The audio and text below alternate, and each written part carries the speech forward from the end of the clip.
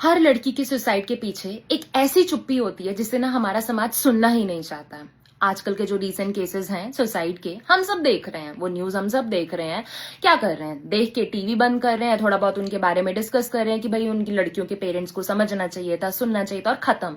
हम सब ये जानने की कोशिश नहीं कर रहे कि क्या हमारे परिवार की बेटियां भी कहीं सफर तो नहीं कर रही हैं। नहीं, हम ये सब करने की कोशिश नहीं कर रहे हैं। और जब हमारी बेटियां अपने माँ बाप के पास जाती हैं ना इन चीजों को बताने के लिए कि भाई आज मेरे को ये प्रॉब्लम हुई, इन्होंने मुझे ये कहा वो कहा, तो हम उन्हें क्या बोल रहे हैं कि बेटा तुम बहुत पढ़ी लिखी हो, ये सब तो छोटी छोटी चीजें हैं, तुम मैनेज कर लोगी।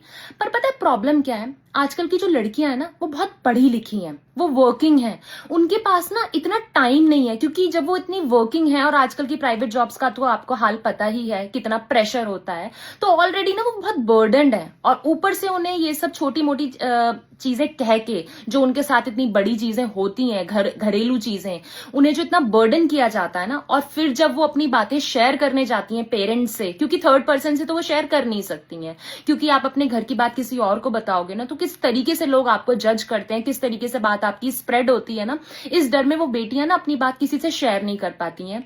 तो उसके पास ना सिर्फ उसके माँ बाप ही होते हैं, लेकिन माँ बाप भी क्या समझाते हैं, बेटा ये तो छोटी मोटी बातें हैं, तुम इतनी पढ़ी लिखी हो, तुमने ये किया है, तुम ये सब तो मैनेज कर ही लोगे, और ये सबके साथ होता है, तुम कर लोगी। उनको ये जो सांत्वना देते हो ना आप, ये समझा के नहीं, आप उनके दिमाग पे ना बहुत ज्यादा प्रेशर क्रिएट कर रहे हो, क्योंकि वो ऑलरेडी प्रेशर में, अपनी जॉब को लेके, अपने दूसरे घर में जो उनके साथ छोटी छोटी चीजें होती हैं उनको लेके वो ऑलरेडी प्रेशर में है, और जब उन्हें सपोर्ट नहीं मिलता ना तो उनका हाल ये होता है जो इनके साथ हुआ।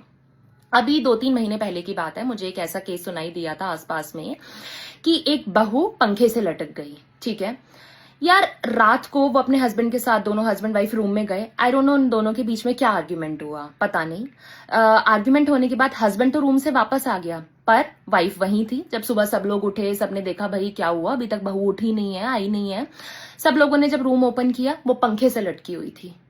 क्यों लटकी हुई थी वो पंखे से? ऐसा क्या हुआ था? और सब लोग बोल रहे थे यार बहुत अच्छा परिवार है इनका, सास इतनी अच्छी है, लड़का इतना अच्छा है, ससुर इतने अच्छे हैं।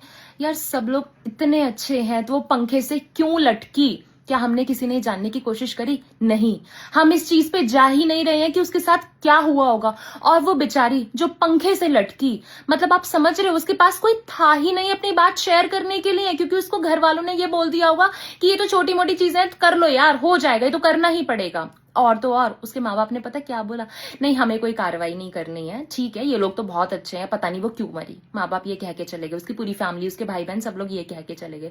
किसी ने भी जानने तक की भी कोशिश नहीं करी कि उसके साथ क्या हुआ। इसलिए मेरी हमारे समाज के लोगों से, माँ बाप से, हर किसी से रिक्वेस्ट है कि प्लीज अपनी बेटियों की बातें सुने। जिन बातों पे आप उन्हें बोलते हो ना कि बेटा तुम बहुत पढ़ी लिखी हो, मैनेज कर लोगी, जॉब भी कर लोगी, घर भी देख लोगी, प्लीज ऐसे मत बोलो, क्योंकि उनके दिमाग पे ना बहुत ज्यादा प्रेशर बन जाता है, और वो बेचारी ना फिर एक दिन ना नहीं झेल पाती और अपनी जान दे देती है। प्लीज समझो, मेरी हाथ जोड़ के आप सबसे विनती है।